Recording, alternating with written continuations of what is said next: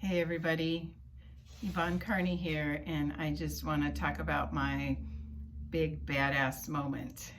Thanks Chris and Jen for helping me to understand the need to be able to promote myself, and that maybe bragging is okay and that it's a safe environment for us to talk about our accomplishments. So my big badass moment happened probably about 6 years ago, but it also, in retrospect, led me to where I am today. So I'm a OBGYN by training, and about 6 years ago, I was up in the middle of the night. It was 3 o'clock in the morning. I was doing a delivery. Nobody, no other doctors were at the hospital besides me. It was me and an L&D nurse. And an obstetrician's nightmare is when the baby is being delivered and the head comes out, but the rest of the body is stuck. That's called a shoulder dystocia.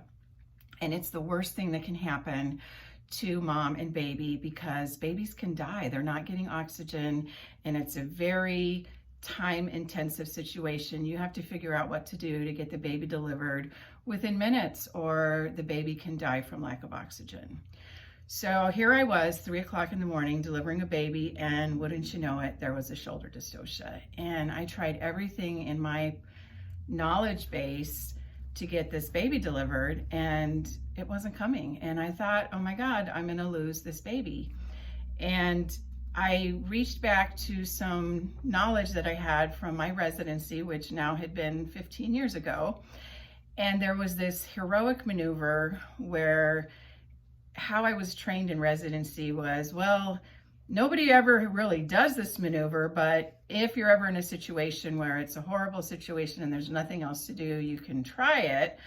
And so the maneuver is called a Zavanelli maneuver. And what you do is you actually push the baby back up inside the mom and do a cesarean section.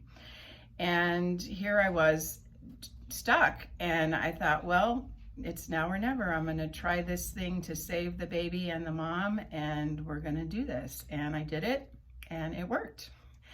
And the mom and the baby were fine. Everything turned out beautifully. I probably got a few extra gray hairs in the process, but it was definitely a badass moment. And as I look back at what that taught me, is it really helped me realize that I was willing to do whatever necessary to help my patients. And what that did is it really changed my trajectory in medicine. So a few years later, I stopped delivering babies. I started practicing gynecology only. And in that move, I realized that traditional medicine was not where I could help my patients.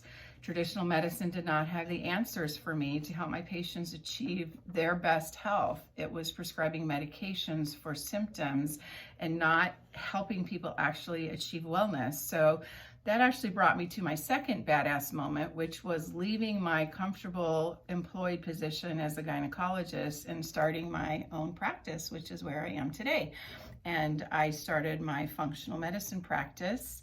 And I left my job. I had no health insurance. I was the sole provider for my family, and my kids were just getting ready to graduate high school and start college.